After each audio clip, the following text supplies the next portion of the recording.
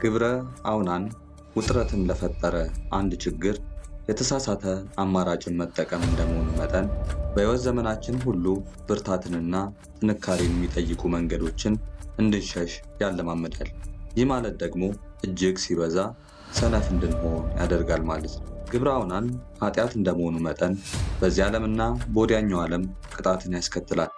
በዚህ ዓለም ቅጣቱ እንደ አውናን ከመቀሰፍ ሊጀምር ይችላል። ዘፍጥረት 38:9 ላይ እንደተጠቀሰው ሰላም ማጣት፣ ቁጭት፣ ጸጸት፣ ጭንቀት፣ መረበሽ፣ ንጹሕ ያለመሆን ስሜትና የመሳሰሉት የግብረ አውናን አንጻራዊ ጉዳቶች ተደርገው ሊጠቀሱ ይችላሉ። ግብረ አውናን ስር እየሰደደ ሲሄድ ባለበት አይወሰንም። አንደኛውኑ ዝሙት ይሻላል በማሰኘት ወደ ዝሙትና ግብረ ሰዶም ሊያመራ ይችላል። ገለልተኝነት፣ ብቸኝነትን መሻትና የሥራ ተነሳሽነትን ማጣት ደግሞ ሌላው የዚህ ክፉ ልማድ ጎጂ ገጽታ ነው። የግብረ አውናን ሌላው አደገኛና ጎጂ ገጽታው ደግሞ ተስፋ መቁረጥና አጉል ጸጸት እንዲሁም ከንቱ ትሕትናን ማሳደሩ ነው።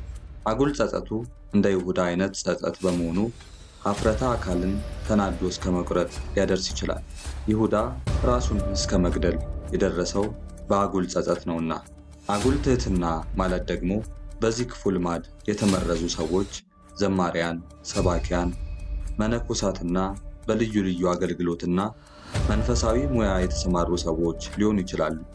መንፈሳዊ አገልግሎት ንጽሕናን የሚፈልግ በመሆኑ ኑሯቸውና መንፈሳዊ አገልግሎታቸው ሳይጣጣም ሲቀር ማገልገል አይገባኝም በማለት ከትሩፋትና ከበጎ ሥራ ራሳቸውን የሚያሸሹ አሉ።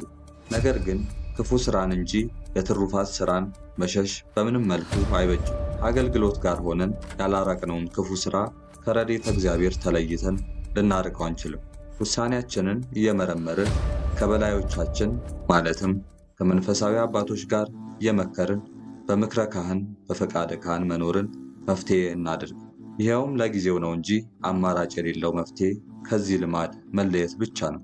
በጋብቻ ሕይወት ውስጥ አንዱ ለሌላው ወገን ደስታና እርካታ ማሰቡ እጅግ አስፈላጊ ነው።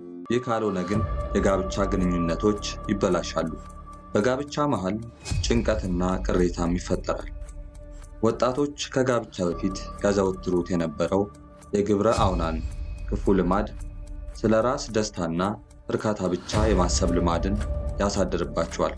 ይህ ልማድ ደግሞ በጋብቻ ውስጥ የሚገኘውን ደስታ አደጋ ላይ ይጥለዋል። ምክንያቱም ስለ ራስ እርካታ ብቻ በማሰብ በባልና በሚስት መካከል መተሳሰብ እንዲጠፋ ስለሚያደርግ ነው። ይህ ችግር ትክክለኛውን መፍትሔ አያገኙለት እንጂ በዓለማውያኑ ዘንድ በስፋት ለውይይት ይቀርባል። በመንፈሳውያን ሰዎች ዘንድ ደግሞ ምንም በሰፊው ባይወያዩበት በጋብቻ ውስጥ ለሚፈጠሩ የግጭት መነሻዎች ዋነኛ ሲሆን የሚመነጨውም ከትዳር በፊት ይዘወተር ከነበረ ግብረ አውናን አማካኝነት ነው። አንተ ወጣት፣ ይህ ክፉ ልማድ እስከ ጋብቻ ዘልቆ እንዴት ሊጎዳ እንደሚችል ተረዳህን? ክፍል 2 ይቀጥላል።